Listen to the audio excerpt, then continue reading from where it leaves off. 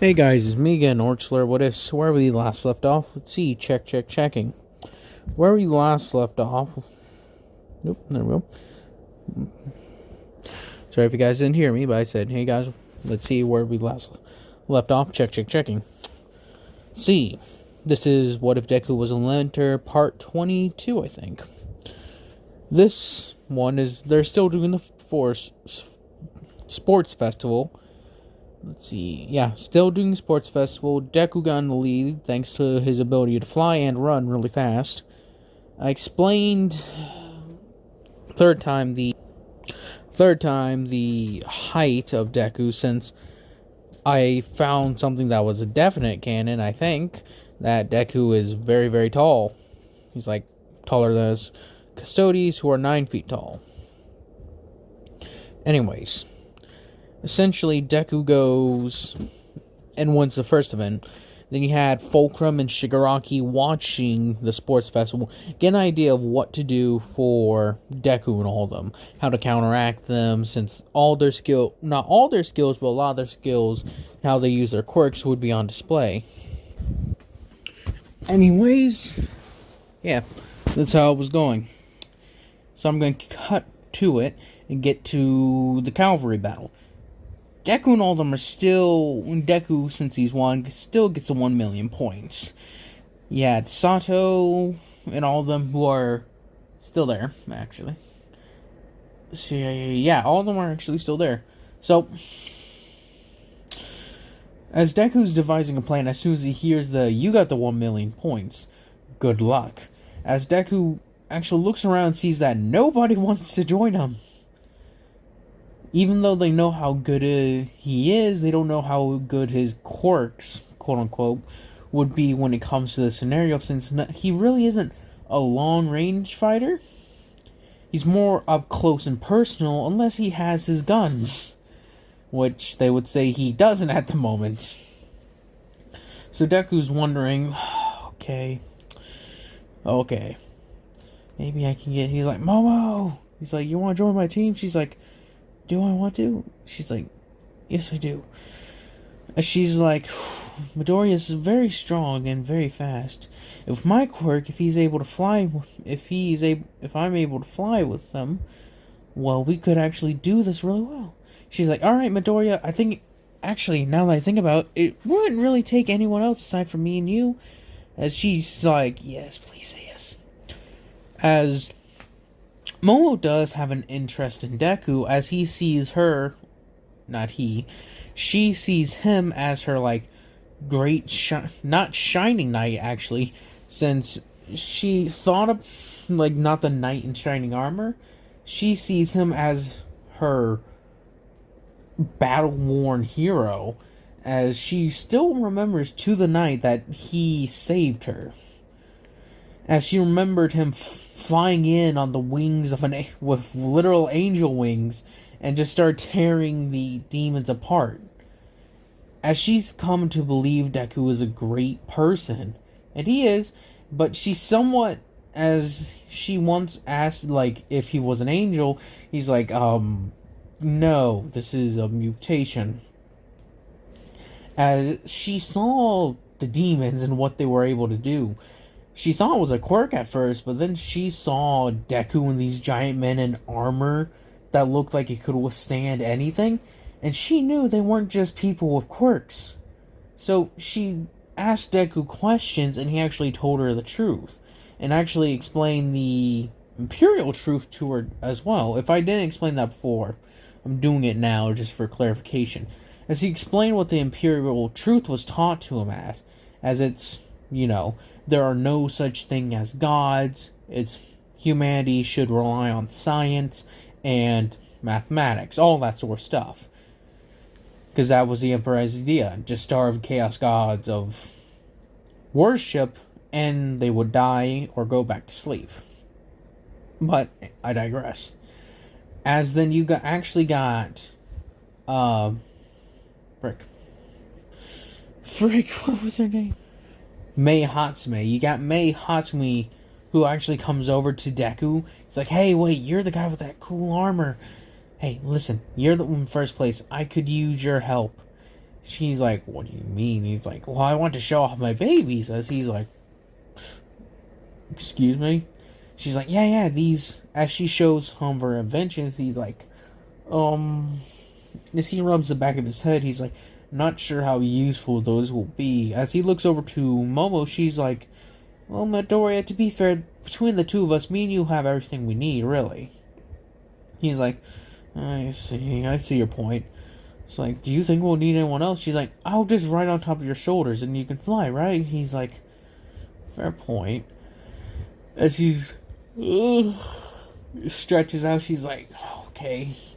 She's like, hopefully you're not too heavy. As he makes a little joke, she's like, blushes and actually just slaps him on the shoulder. She's like, he is freaking hard. As she slaps his arm, and she just like feels like it goes like clang. She's like, are you made of metal or something? He's like, ha, that's funny, Momo, truly. As she hops on his shoulders, she just looks like a kid riding on her dad's shoulders. And she's just like, this feels odd. As she has to like wrap her legs around Midoriya's head just to be able to like get there up comfortably, since he has such a big head and wide shoulders. She's like, this is like a throne up here. He's like, what? Since he doesn't know what to say to that, he's like, am I being insulted? Or she's like, I don't know, Midoriya. As they're about to fly off, as when they hear go, they try to fly off. Immediately, Deku feels something pulling on him. As he's like, what the hell? He looks down and he sees Izumi, Sato, or Captain Diabetes, whichever you prefer. Uraraka and Mei have teamed up to try and take Deku down. She's like, I ain't letting go of you yet, big brother. As he's like, oh, shit. Well, this ought to be fun. As he tries to fly up higher, he's like, damn it. He's like, she's got a hold of me. Momo, can you make something? She's like, I think I got something. As she thinks of something, she's like, here you go, drop it down. As he drops it down, that's a flashbang that just blows up close to Momo and them. Sato and Izumi are actually not that badly affected since, superior thing. And I'm pretty sure frickin' Space Marines can recover from flashbang more quickly. So as they feel that, they're like, Sato, move us forward. As since Sato's the main, the lead horse, he pushes forward as he's like, whew. Thankfully, I don't need any sugar for this. As Deku's just flying around trying to keep out of range of everybody. With Izumi actually attacking a couple of other teams, using her, the elements and such, she's actually able to get to second place. As a lot of teams are just missing their headbands. As we've got Suyu's team, or Mane's team, you have one of 1B's teams, and Todoroki and Bako are still defending their headbands. It's gonna be a pretty close thing, Deku can feel it. As you got frickin' Shinzo in the back doing what he can, he's like, alright. It's like, let's keep going. Deku's just like, we're gonna be in first, but the question is, Momo, who are we gonna have on our asses? As he's sort of rubbing his chin, he's like, this is gonna be hard. As then, of course, Bakugo and Todoroki have their canon teams, aside from Momo, since she's not on Todoroki's team. Instead, bit of the invisible hair thing. He actually has Tokiyami on his team. That is who he chose, since he realized the ability of Tokiyami, but he also put Tokiyami on his, right side? No, it's his left side that produces fire. Right? Yep, left side. Since he also wanted to have Tokiyami cover that side, since Todoroki never really intends on using his fire. And he also has to use Kaminari more wisely, since he can't just let off, like, vultures, like, he has not Todoroki. Todoroki has Kaminari release smaller voltages of lightning, so it was that way to just disrupt the enemy, so he could focus his eyes. Since Todoroki could focus his eyes when they were stunned. And of course you have Ida just leading the group. As Deku and Momo are like, so Momo, as he's like, hold on real quick, as she grabs onto his hair, he's like, why do I feel like a dad flying his kid around? As he dodges out of the way from where Bakugo launched at him, it's like, damn it, almost had him. As he launches back down to his team, as it's like, tell us when you're gonna do that. Be careful, if he knocks you out of the sky, we're done for. It's like, shut up. Let me just do what I'm gonna do. As Bakugo, as you guys know before, Bakugo was actually very miffed since he actually insulted Deku quite greatly before he actually disappeared. And that Deku left or Bakugo thinks Deku left because of him. Yeah, that's how that went. I'm trying to remember off the top of my head. I've been trying to rewatch the series. That's why it took me a little while. I've been trying to rewatch the series and remember the events that happened to them. But anyways, I digress. But Bakugo has somewhat been forgiven. He's still a loudmouth and quite crude with his words, but he isn't as much of a bully he was back then. Since sort of Deku leaving sort of got Bakugo to fix his act, you could say. Especially since I remember I made Izumi threaten Bakugo. And she was actually terrified of her. But anyways. Deku is still flying around like a literal angel as freaking Izumi, my girl. Since you actually got a girl down there that's like, is she praying? As Deku is looking around, she's praying, it looks like, as he's like, is she praying? As he flew over her, as she looked up and actually somewhat smiled, he's like, is she religious? As she's actually just sort of made a cross sign, as he's like, oh, she's definitely religious. As he flies away, he's like, well, hopefully that doesn't come back to bite me in the ass later. But I digress again. As they're flying away, eventually time just gets run down to where, yeah, Deku wins. Now, here's the thing that's going to be a bit difficult. Izumi made it to second place. So did frickin', Shinzo. So did Shinzo, And so that's 3 teams. So, you gotta have 2 people quit from Shinzo's team. As that, that's how it works. And then you also, I'm gonna say the ones who actually got into 4th place. Shinzo was in 4th place, but the person who got into 3rd place was actually Todoroki.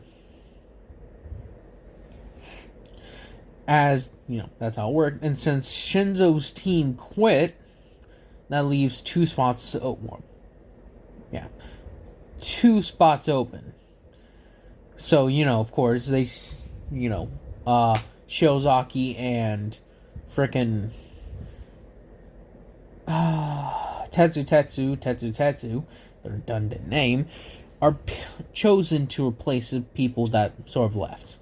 So Bakugo is not in the final fight, since he actually lost quite a few of his headbands to Monoma, and wasn't able to recuperate afterwards, since he spent a lot of time chasing down 1B, and Shinzo was being more sneaky.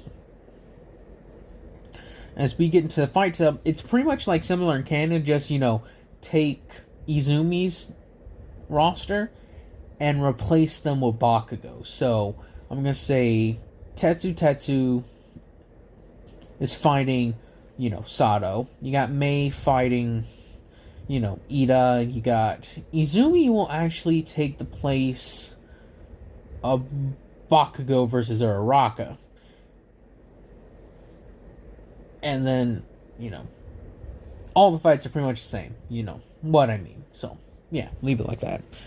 Anyways, you have, of course, Deku versus Shinzo in the first round. As Shinzo is mentally preparing himself to go against the powerhouse known as Izuku Midoriya. Sorry if you hear something, I just moved around a bit and got a bit uncomfortable. He's having to mentally, sort of hype himself up because he's like, I'm most likely am gonna lose this. Also, Uraraka actually ends up fighting Todoroki. Todoroki. And... oh, let's fix that right there. Sorry. As, Momo versus Dark Shadow, and, yeah.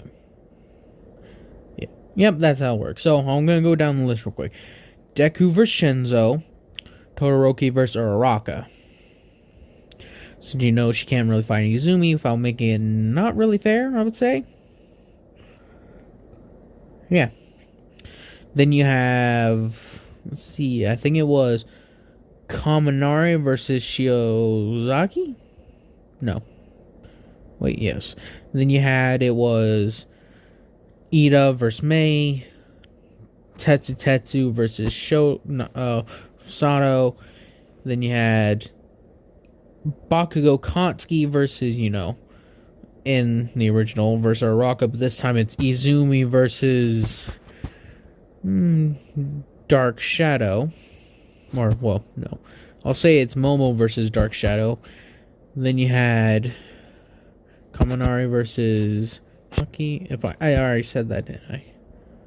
Yeah, well, I'll get to it when I get to it. Shinzo is trying to, as he starts goading on Deku, and he tried talk to Deku in the first round, and Deku wasn't gonna do it, then, freaking Tailman just shut up, don't listen to him, let me just explain everything. As he explained Shinzo's quirk to Deku, as he's as soon as I talked to him, it just went blank, as Deku's as he thought about that, and not even a quarter of a second, he's his quirk is mind control. He probably has to ask you a question in turn, you have to answer it. It's probably going to be any form of answer. So, verbal answer. So, saying yes, no, grunting, or even cursing at him is an answer. So, just don't talk to him, period. Or maybe answer a question with a question. I don't know. He's what do you mean ask a question for an answer? He's well, he asked, what time is it? I say, is the sky blue? Maybe that would work. It'd be interesting to find out now that I think about it. See, Sora just laughs. He's are you taking this as a joke, Midori? He's no, I'm being serious. But, lighthearted comment sometimes heals the soul. As, he's where'd you hear that from? He's wise man. It's what wise man? Was it in a book? He's let's go with that. As Deku can't remember where he heard the saying from, he just knows it. He's I've read so many books over the years, heard so many things. Maybe it was from one of the workers before, during, the warp. So he remembers back to the time during the warp. He's he got to know a lot of those people. It's a shame what happened. Quite a few of them were cut down by those damn sorcerers.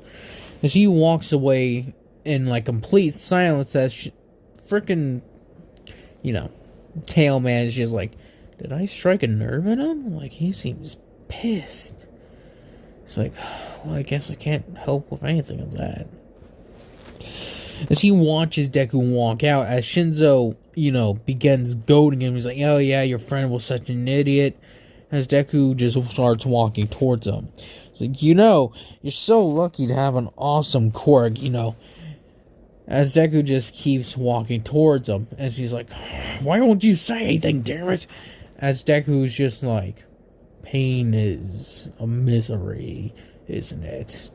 As Shinzo's like, got him, he's like, oh wait, he didn't answer my question. So it's like, what, are you gonna just reply everything with a question now? It's like, blue is a color named red.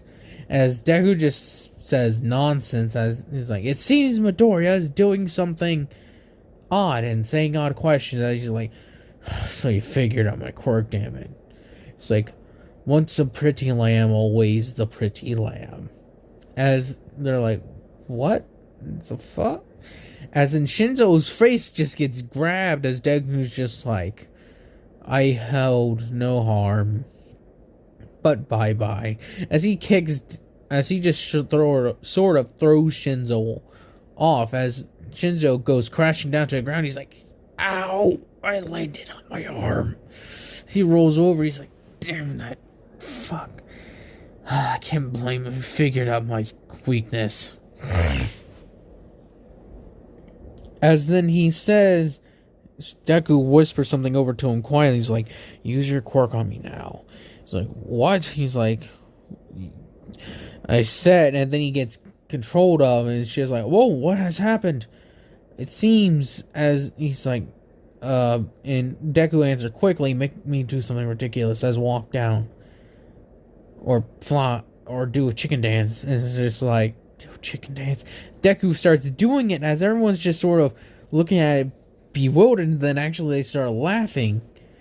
As then you got over across where you got Inko who's watching this, as they're like, that boy made him control him. As she just starts, she just puts on the record button on what she's watching. She's like, I cannot let him live this down. Oh, this will bring a tear to Hizashi's eye. And you got Hizashi, who actually has a TV, since he is conscious.